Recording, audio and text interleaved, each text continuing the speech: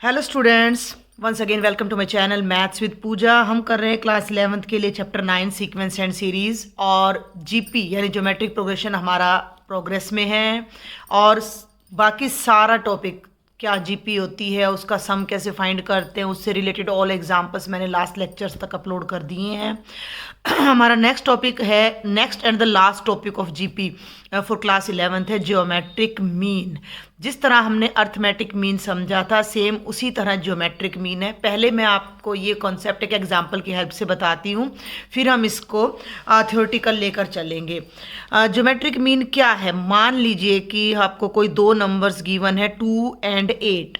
Suppose कर लीजिए कि 2 and 8 कोई दो नंबर हैं, और इनके बीच में इन बिटवीन समवेयर आपको एक थर्ड नंबर इंसर्ट करना है, सपोज एक्स। ठीक है, 2 गिवन नंबर्स आर 2 and 8, और उनके बीच में एक थर्ड नंबर इंसर्ट कर दे, एक। अभी हम सिर्फ एक ज्योमेट्रिक मीन की बात कर रहे हैं, और वो नंबर इस तरह से इंसर्ट करे कि जो रिजल्टिंग सीक्वेंस है भाई वो जीपी बन जाए। ध्यान देना मेरी बात पर। 2 और 8 के बीच में कोई ऐसा नंबर डालना है कि 2, x, 8 तीनों मिलकर एक जीपी बनाए। अब आप एक बात पर ध्यान दें कि if 2, x, 8 is in GP, इसका मतलब क्या होना चाहिए? R should be same. भाई हम, अगर आपने अच्छे से जीपी को समझ लिया है मेरे लास्ट लेक्चर से, तो भाई जो अपना कॉमन रेशियो है वो सेम होना चाहिए। कॉमन रेशियो का मतलब क्या होता है? A2/A1 और A3/A2। तो हम देखते हैं कि x/2 का जो आंसर आएगा, जो रेशो आएगा, वही रेशो 8/x का आना चाहिए। क्लियर? इसकी हेल्प से हम सॉल्व कर सकते हैं। क्रॉस मल्टीप्लाई कर दो, x इंटू एक्स और इधर ले जाओ, इज इक्वल टू 8 इंटू 2। ये हो जाएगा x square is equal to 16, और स्क्वेयर को ख़त्म करने के लिए हम क्या करेंगे? x is equal to 4। यानी कि 2 और 8 के बीच में जो नंबर हम यहाँ पर डालने जा रहे हैं वो क्या है? हमारा 4 है। अब मैं एक बात और बता दूं कि यहाँ पर जो अंडर रूट है वो वास्तव में तो +-4 आएगा आपका, तो वो नंबर हमारा -4 भी हो सकता है। आप चेक कर सकते हो। 4/2 2 आएगा, 8/4 2 आएगा, यानी कि जो इनका और इनका कॉमन रेशियो है वो सेम है। और यहाँ पर हम चेक करें, -4/2 -2 आ रहा है, 8/-4 भी -2 आ रहा है, तो कॉमन रेशियो हमारा थ्रू आउट क्या चल रहा है? सेम चल रहा है। तो अभी हमने क्या देखा कि अगर, अब ध्यान से समझें कि अगर दो नंबर्स हमें A और B गिवन हैं, A and B are 2 given numbers, और G उनका ज्योमेट्रिक मीन है, and G is their geometric mean, यानी कि A और B के बीच में G नंबर हमने इंसर्ट इस तरह से किया है कि ये कंप्लीट सीक्वेंस हमारी अगर GP बनती है तो वो एक सिंगल ज्योमेट्रिक मीन हम G को कैसे निकाल सकते हैं? AB के अंडर रूट से। आप यहाँ देख सकते हो x, देखो ना, x² का अंडर रूट क्या हो जाएगा? x, और वो क्या आ रहा है? 2 इंटू 8 का अंडर रूट आ रहा है, 16 का अंडर रूट आ रहा है। तो ये है एक सिंगल ज्योमेट्रिक मीन निकालने का तरीका। आप इसको पैरेलल ना, मैं आपको एक बार अर्थमेटिक मीन और बताते चलती हूँ कि A और B के बीच में हम एक सिंगल नंबर A अगर डालें कि A और B अर्थ वो AP में आ जाए, तो वो अर्थमेटिक मीन आपका क्या होता था? इन दोनों का मिड पॉइंट। अभी इन दोनों का रिलेशन भी आने वाला है। A arithmetic mean between 2 given number, single arithmetic mean. G geometric mean between 2 given numbers. तो ये बातें आपने ध्यान रखनी है। आगे बढ़ें। अभी मैंने आपको ज्योमेट्रिक मीन का मतलब समझाया। What is the geometric mean? कि दो गिवन नंबर्स के बीच में हम जितने मर्जी चाहें नंबर्स इंसर्ट कर सकते हैं, हम जितने मर्जी नंबर चाहें इंसर्ट कर सकते हैं कि रिजल्टिंग सीक्वेंस हमारी क्या बन जाए?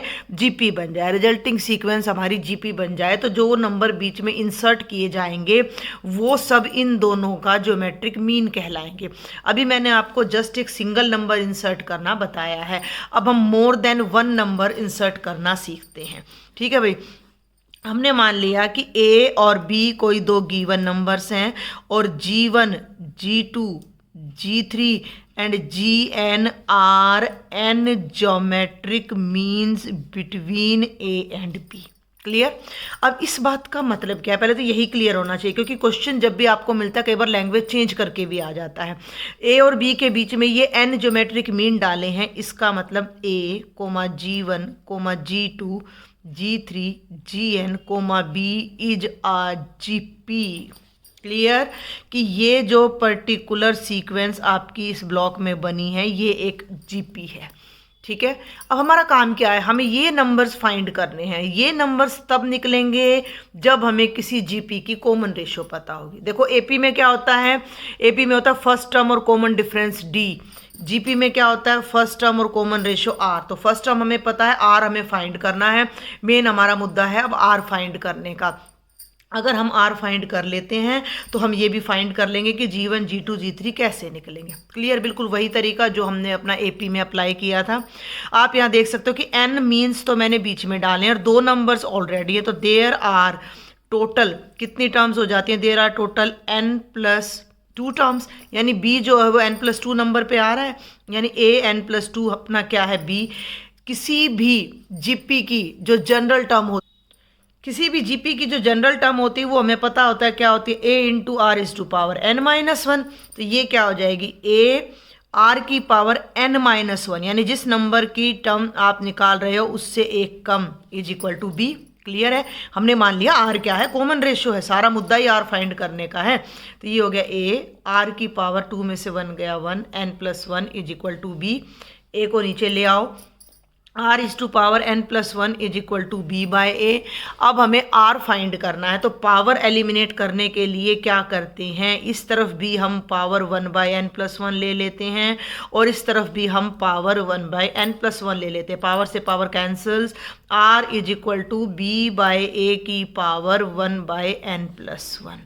ये हमारा कॉमन रेशो हो जाता है। बहुत ध्यान से समझें, अगर हमें two given numbers A and B के बीच में एन ज्योमेट्रिक मीन्स इंसर्ट करने हैं तो we need to find the common ratio, and common ratio can be calculated by using this formula that R is equal to b by a, b last number, a first number is to power 1/n+1। n क्या है, number of geometric means inserted between the given numbers. जैसे ही हमें r पता लग जाएगा हम G1 find कर लेंगे, क्योंकि G1 क्या है, GP की सेकेंड टर्म है, G2 क्या है, थर्ड टर्म है। तो G1 क्या हो जाएगा, a इंटू आर, G2 कितना हो जाएगा, a into R square, and G3 कितना हो जाएगा, a इंटू आर क्यूब, और Gn कितना हो जाएगा, a into R is to power n। तो बहुत बहुत सिंपल मैं कहूँगी ये सारा कॉन्सेप्ट है, आपको ये अच्छे से समझना है।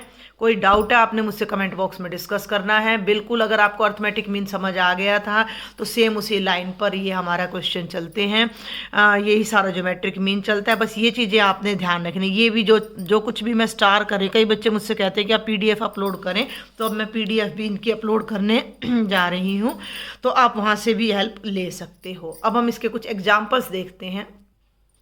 दिस इज एग्जाम्पल नंबर 17 जो हमारा ज्योमेट्रिक मीन पर बेस्ड है from NCERT। Insert 3 numbers between 1 and 256 so that the resultant sequence is a GP। ध्यान से समझेंगे, बात वही है, इधर से घुमा लो उधर से घुमा लो, हमें 1 और 256 के बीच में 3 ज्योमेट्रिक मीन्स फाइंड करने हैं। Got it. तो हमें 2 नंबर्स गिवन है, तो सबसे पहले हम लिखते हैं गिवन नंबर्स आर 1 एंड 256। तो हमने मान लिया A 1 है फर्स्ट नंबर, B कितना है 256। हमें इन दोनों के बीच में 3 नंबर इंसर्ट करने जिससे कि रिजल्टिंग सीक्वेंस एक GP बन जाए। तो हमने मान लिया कि late G1 G2 G3 be 3 numbers inserted between 1 and 256 such that sequence is a GP। Clear? Or we can say that G1 G2 G3 are 3 geometric means between 1 and 256। Got it. तो अब हमारे पास क्या रह जाता है कि इसका मतलब G1 क्या है भाई, ये रिजल्टिंग सीक्वेंस जो है, आप इस बात को ऐसे भी कह सकते हो कि 1, G1, G2, G3 and 256 is a GP। Clear. ये मैंने बहुत बड़ा चढ़ा के लिख दिया है, आपको सिर्फ समझाने के पर्पज से। आप किसी एक लाइन से अपना काम चला सकते हो। Let R be the common ratio, let R be the common ratio of this particular GP। ठीक है। तो हमें पता है कि R का फॉर्मूला अभी हमने देखा है b/a⁴ n कितना है, हमने यहाँ n नहीं लिखा था, तो n कितना है, यहाँ 3 है। 3 टर्म्स हमने इंसर्ट करनी है ना, a1 है, b 256 है और n 3 है। तो R क्या हो जाएगा, 256/1 की पावर 1/3+1। 256 को 1 से डिवाइड करोगे 256 आएगा। 1/3+1 हो गया 4। बहुत आसान क्वेश्चन आपको मिलने वाले हैं, बिल्कुल सिंपल। 256 की पावर 1/4। अब ये आपको सॉल्व करना आना चाहिए। आप इसके फैक्टर कर सकते हैं, वरना आपको देखो 11th में वर्बल याद होना चाहिए। 4 की पावर 4, 4 जा 16, 16 4 जा 64, 64 4 जा 256, 4 चौक 16, 16 चौके 64 और 64 चौके 256। तो 256 को मैं 4 की पावर 4 लिख सकती हूँ, 4⁴ and whole raise to the power 1/4। अब एक ही बेस पर जब 2 पावर हो तो वो मल्टीप्लाई हो जाती है। सिंपल हमारा एक्सपोनेंट का रूल है कि x⁴m⁴n हो तो वो बन जाती है x⁴mn। तो ये जो आ रही है हमारा बन जाएगा 4⁴ 4 into 1/4 cancel, that is 4⁴1 that is 4। तो हमारी R की वैल्यू कितनी आ जाती है, 4 आ जाती है। और A हमें ऑलरेडी 1 गिवन है। अब हमारा काम है केवल G1, G2, G3 फाइंड करना। तो G1 हमारा है AR। ध्यान देना भाई, G1 is the first geometric mean but the second term of GP। तो ये हो जाएगा A into R, that is 1 into 4 that is 4। G2 हमारा हो जाएगा A इंटू आर स्क्वेयर, यानी 1 into 4 square, that is 1 into 4 square का मतलब 16। और बेटा जी G3 हमारा हो जाएगा A into R cube, 1 into 4 cube, 1 into 64 that is 64। तो 3 नंबर्स या 3 ज्योमेट्रिक मीन्स आर 4, 16 एंड 64, और यही हमें कैलकुलेट करना था।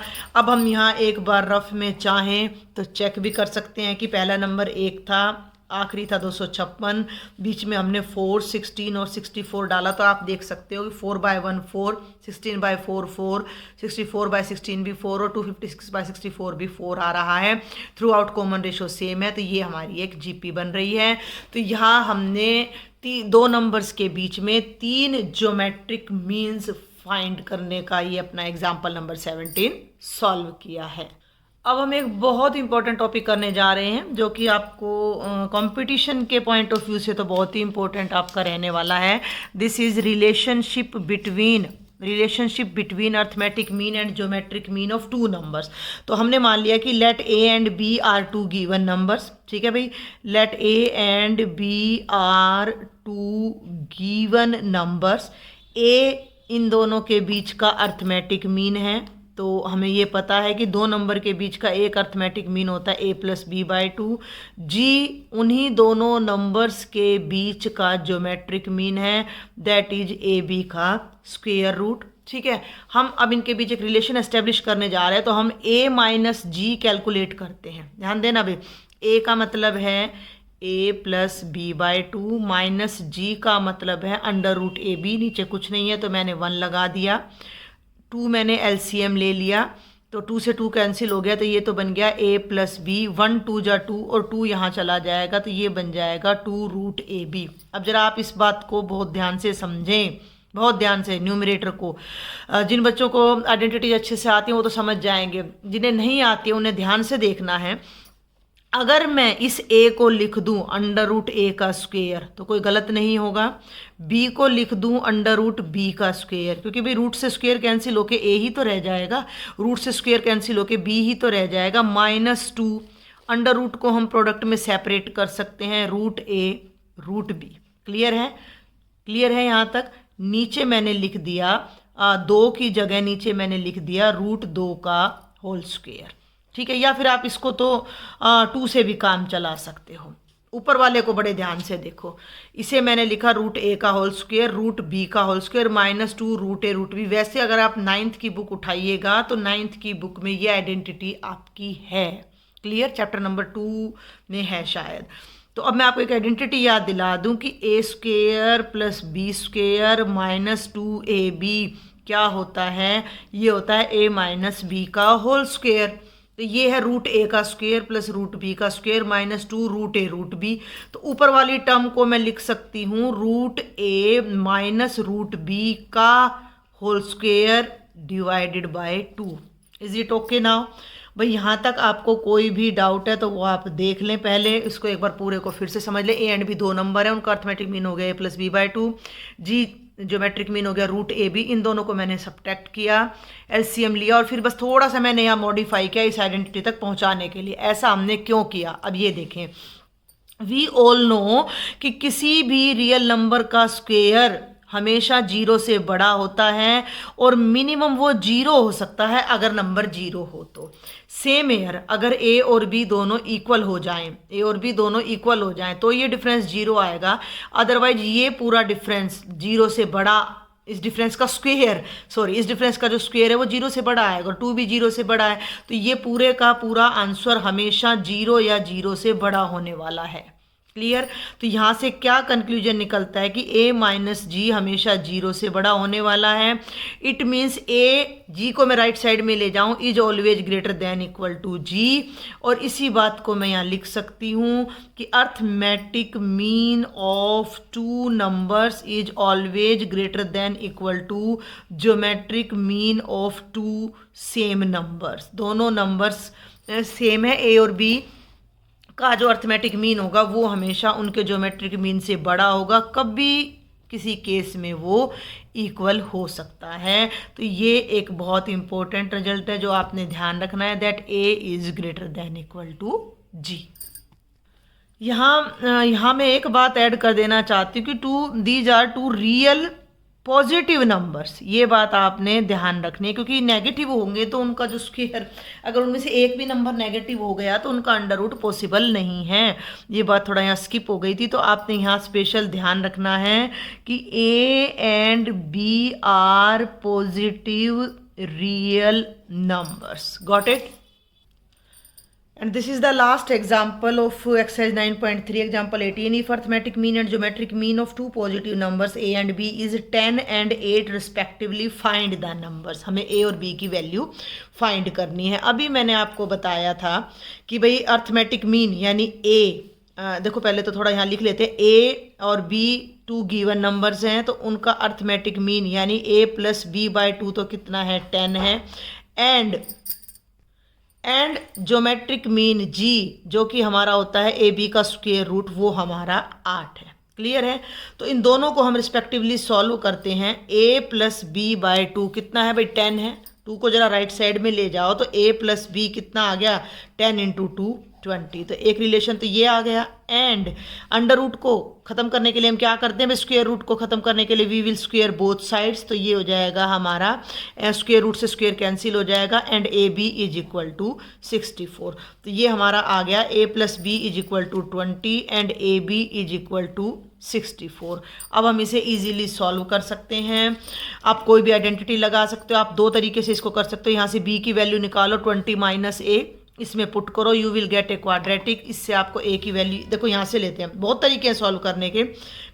b को ले लो, कितना आएगा, 20 माइनस a, इसको सेकंड में पुट कर दो। Put b in equation number second. Equation number second आपकी क्या है, A B is equal to 64। B की जगह मैंने रखा 20 minus a is equal to 64। Solve कर लीजिए, a को 20 से मल्टीप्लाई करेंगे, 20a minus a square is equal to 64। Right में ले जाइए, a स्क्वेयर प्लस का हो गया minus 20a plus 64 is equal to 0। Fraction कर लीजिए, मिडिल टर्म को फैक्टराइज कर लीजिए, ऐड करें या सब्ट्रैक्ट करें तो 20 आना चाहिए, मल्टीप्लाई करें तो 64। 16 चौके 64, 16 4 जा 64 और 16 और 4 को जब हम ऐड करते हैं तो 20 आता है। तो बहुत ही आसान सा क्वेश्चन है, ये हो गया 16 plus 4a plus 64 is equal to 0। Solve कर लीजिए। A square minus 16a minus 4a plus 64 is equal to 0। ये मेथड हमारा 10th क्लास का है, बल्कि मैं कहूँगी 8th से चला आ रहा है। तो ए हमारा यहाँ पर कॉमन आ जाता है, तो ये बचता है a माइनस 16, और इन दोनों में से 4 कॉमन आ जाता है, तो अगेन a माइनस 16। दोनों में से फिर a माइनस 16 कॉमन है, तो इधर बचेगा a, इधर बचेगा 4 इज इक्वल टू 0। तो a minus 16 is equal to 0 और a minus 4 is equal to 0। तो a की एक वैल्यू 16 आती है और a की एक वैल्यू 4 आती है। जब हमारे पास a आ चुका है तो b हमारे पास ऑलरेडी है 20 माइनस a। तो इसमें हम पुट कर देते हैं, put the value of a, put the value of a in equation number 3। तो अब आप ध्यान दें, जब a 16 है तो b हमारा कितना है 20 माइनस a, यानी 20 माइनस 16 है भाई ये 4। तो a हमारा 16 हो जाएगा, b हमारा 4 हो जाएगा, और ये हमारा आंसर आ जाएगा। ठीक है, लेकिन जब a 4 है तो b 16, यानी दोनों नंबर्स हम आगे पीछे कर सकते हैं। भाई जीपी तो आगे से भी चलती है और पीछे से भी चलती है ना, सीक्वेंस तो लेफ़्ट टू राइट भी चलेगी, राइट टू लेफ़्ट भी चलेगी। तो यहाँ हम दूसरी वैल्यू रख लेते हैं कि जब a 4 है तो b हमारा कितना आ जाएगा 20 माइनस 4 यानी 16। तो a 4 है तो b आपका आ जाएगा 16, और ये आपका आंसर आ जाता है। This is the simplest method. आपकी बुक में ये वाली आइडेंटिटी लगा कर किया हुआ है, जिसे भी मैं एक्सप्लेन कर देती हूँ कि a minus B whole square is equal to a plus B whole square minus 4ab। इसे ओपन करिए ना, a square plus B square plus 2ab में से 4ab गया तो माइनस 2ab, तो यही आइडेंटिटी आ जाएगी। तो इसकी हेल्प से हमें a माइनस बी मिलेगा। a प्लस बी आपके पास ऑलरेडी 20 है, फिर भी आप इसको सॉल्व कर सकते हो। तो मैंने कहा था कई तरीके होते हैं सॉल्व करने के। तो यहाँ a प्लस बी की वैल्यू 20 है, ए बी की वैल्यू कितनी है 64 है। तो यहाँ तो हम रखेंगे 20 का स्क्वायर और यहाँ हम रखेंगे 64, ये आ जाएगा 400 और ये आ जाएगा 256। दोनों को माइनस करिएगा तो 144। तो a माइनस बी का स्क्वायर आपका आ गया 144। अंडर रूट करेंगे तो a माइनस बी की वैल्यू आएगी प्लस माइनस 12। अब आप इसको और a प्लस बी हमारा ये रहा, इसकी हेल्प से भी आप इन्हें सॉल्व कर सकते हो। तो दोनों ही ठीक है, ये ज़्यादा मैं प्रेफर करूँगी, इजी पड़ेगा मोस्टली स्टूडेंट्स को, क्योंकि ये आइडेंटिटी बहुत कम स्टूडेंट्स को याद रहती है। तो ये आपकी एक्सरसाइज 9.3 के कंप्लीट एग्जाम्पल्स यहाँ पर हो जाते हैं। नेक्स्ट वीडियो लेक्चर में हम एक्सरसाइज स्टार्ट करेंगे। कोई भी डाउट है आप मुझे कमेंट बॉक्स में लिखो, मेरा ग्रुप ज्वाइन करो, and don't forget to share my lectures and subscribe, और एक लाइक ज़रूर दें। Thank you students.